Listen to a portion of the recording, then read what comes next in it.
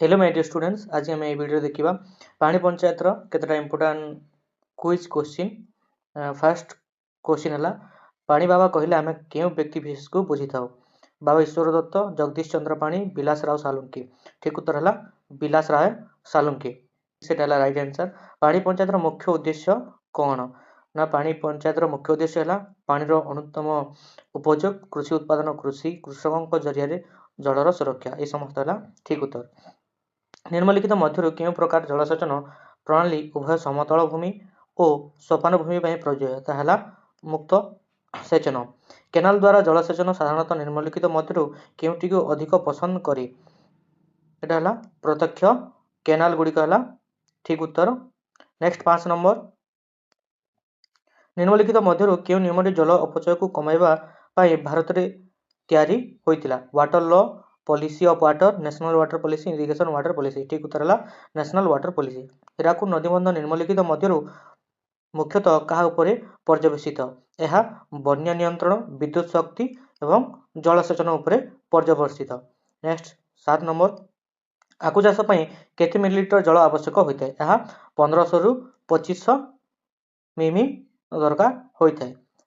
8 number question किए Indira Gandhi canal योजना परिकल्पना करथिले। ठीक आंसर है कन्वर सेन इंदिरा गांधी केनाल योजना परिकल्पना करथिले। 9 नंबर क्वेश्चन ओजोन स्तर में छिद्र हवार मुख्य कारण कौन। ओजोन स्तर में मुख्य छिद्र हवार मुख्य कारण है क्लोरोफ्लोरोकार्बन CFC।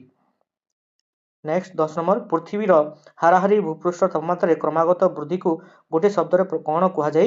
यह विश्व उष्मता ग्लोबल वार्मिंग जोटा आम कहूँ।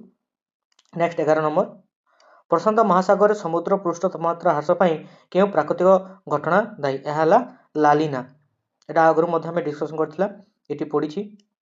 12 नंबर पृथ्वीर जलवायु प्रणाली को चलाउथुबा शक्तिर प्राथमिक उत्स कौन। यह सौर शक्ति। नेक्स्ट 13 नंबर महासागरीय अम्लीकरण क्यों गैस दायी। यह मुख्यतः अंगारकाम्ल दायी। नेक्स्ट अम्ल वर्षार मुख्य कारण कौन। अम्ल वर्षार मुख्य कारण है दुईटा जिनस गोटे है सल्फर डाइऑक्साइड एवं नाइट्रोजन ऑक्साइड SO2 एवं NO2।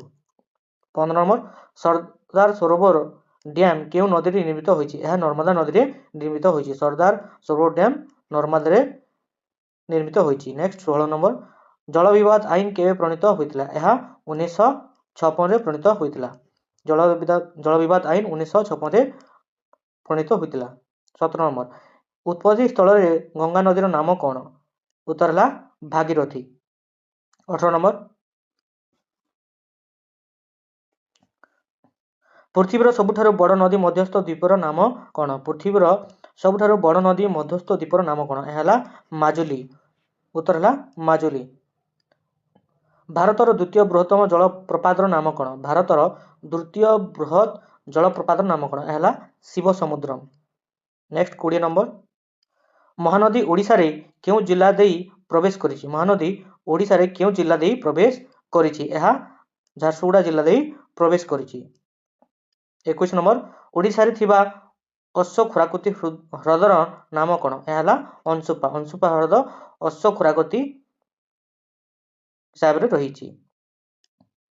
22 नंबर उद्भिद पत्र मध्य दे वायुमंडल को जल छाड़ा कौन कहुए। यह उच्छेदन कहुए। नेक्स्ट 23 नंबर हिमालय पर्वतमालार हाराहारी उच्चता केते। यह 6000 मीटर। नेक्स्ट 24 महानदीर अन्य नाम कौन। महानदीर अन्य नाम कौन। यह Chitrotpala. 25 number last question Mahabharata रे भीष्म सरसज्जार थिबा समय रे किए भूतल जल उत्तोलन करी ताकू पीवाकू देथिले। यह उत्तर किए धनंजय। ठीक उत्तर है धनंजय। ये 25टा क्वेश्चन इंपोर्टाट क्विज क्वेश्चन पानी पंचायत पक्ष जो पालन होची।